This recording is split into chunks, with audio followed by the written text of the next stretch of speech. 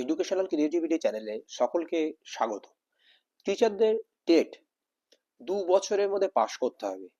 যত দিন গড়াচ্ছে ততটাই কি নেগেটিভ দিকে এগোচ্ছে না পজিটিভ দিকে এগোচ্ছে, সেই নিয়ে কিছু গুরুত্বপূর্ণ বার্তা বা তথ্য আপনাদের সঙ্গে আমি দেব। তো দেখুন, ইতিমধ্যে 20টি রিভিউ পিটিশন দাখিল হয়ে গেছে। সেপ্টেম্বরের 1 তারিখে অর্ডার হয়ে গেছে।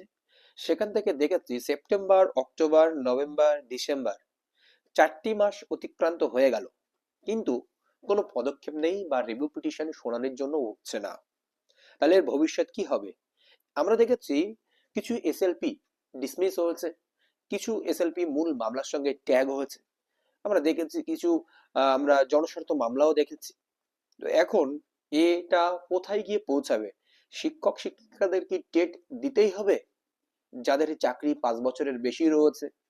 এরকম একটি জটিল বিষয় কিন্তু তৈরি হয়েছে এখানে। হাতে মাত্র আর রয়েছে 20 মাস। 4 মাস ইতিমধ্যে অতিক্রান্ত হয়ে গেছে। 4 মাস আর হাতে, 20 মাস আর হাতে রয়েছে। 4 মাস ইতিমধ্যে সমস্ত গভর্নমেন্ট, রাজ্য সরকার নষ্ট করে ফেলেছে। যদি টেট দিতেই হয় তাহলে তো 4 মাস অতিক্রান্ত হয়ে গেল, আর 20 মাস পড়ে রয়েছে। আমার রাজ্যের কথা যদি আমরা বলি, আমাদের একটাও টেট এখনো নিল না, বলবো সেই দিক থেকে তাকিয়ে। তো 4 মাস অতিক্রান্ত হয়ে গেল, আর 20 মাসের মধ্যে রাজ্য সরকার কটা টেট নেবে? আর আমাদের টেট পাস করতে যদি হয় তাহলে নিতান্তই তারা টেট নিয়ে নিক, এরকম একটি বিষয়। আর যদি টেট না দিতে হয়, তার স্টেপ কি রয়েছে? শীতকালীন অধিবেশন শেষ হয়ে গেল, কিন্তু তাও কোনো স্টেপ নিলেন না। আমরা বিধানসভা বা যেখানেই দেখি না কেন যে অর্ডিন্যান্স জারি, সেরকম কোনো স্টেপ আসলো না। আমরা দেখেছি বিভিন্ন এমএলএরা প্রতিবাদ করেছেন বিধানসভায় এই টেট নিয়ে, তাদের নির্দিষ্ট মন্তব্য বা তথ্য টিচারদের হয়ে রেখেছেন। এমনকি টিচারদের নিয়ে বিভিন্ন মন্তব্য করেছেন, কেন এরকম আহ, তাদের উপরে বিপদ নামিয়ে দেওয়া হচ্ছে। তারা তারা তো সেই রুলস রেগুলেশন যখন তৈরি হচ্ছিল তার আগে নিয়োগপ্রাপ্ত টিচার, তাদেরকে কেন দিতে হবে? এরকম একাধিক বিষয় কিন্তু আমরা আহ দেখেছি। তো এখন যদি রাজ্যের টেট নিতেই হয়, তাহলে কেন টেট দিচ্ছে না?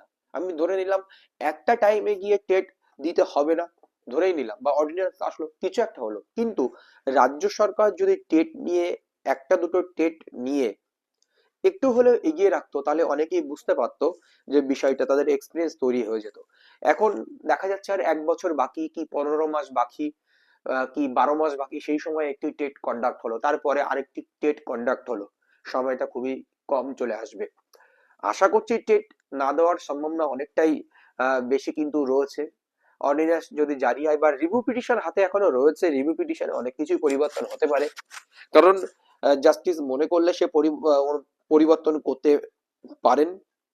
কারণ আর বিধানসভার যে বিষয়টা অর্ডিন্যান্স জারি, কেন্দ্র সরকার চাইলেই এটা নিয়ে অর্ডিন্যান্স আনতে পারে এবং টিচারদের কিন্তু সেভ করতেই পারে। ইতিমধ্যে আমরা দেখেছি এই ডিসেম্বর মাসেই কিন্তু স্টেট অফ অন্ধ্রপ্রদেশ কিন্তু এর মধ্যে রিভিউ করে ফেলেছে। এর আগেও দেখেছেন আপনারা প্রায় 19টি রিভিউ, 20, 19, 18, এগুলো আপনারা দেখেছেন। এগুলো অনেক আগে হয়েছে, বা কেউ ব্যক্তিগতভাবে কোনো সংস্থা হয়ে, যেমন ওয়েস্ট বেঙ্গল থেকে 2009-এ টিচাররা করেছে, বঙ্গীয় প্রাথমিক শিক্ষা সমিতি, বিবিটিএ, ওনারা ওয়েস্ট বেঙ্গল থেকে করেছেন। এই ওয়েস্ট বেঙ্গল থেকেও প্রায় 3-4টে মামলা হচ্ছে, প্রাইমারি দপ্তর করেছেন। তো শেষেই সবচেয়ে শেষ বা রিসেন্ট রিভিউটি করেছেন হচ্ছে অন্ধ্রপ্রদেশ সরকার।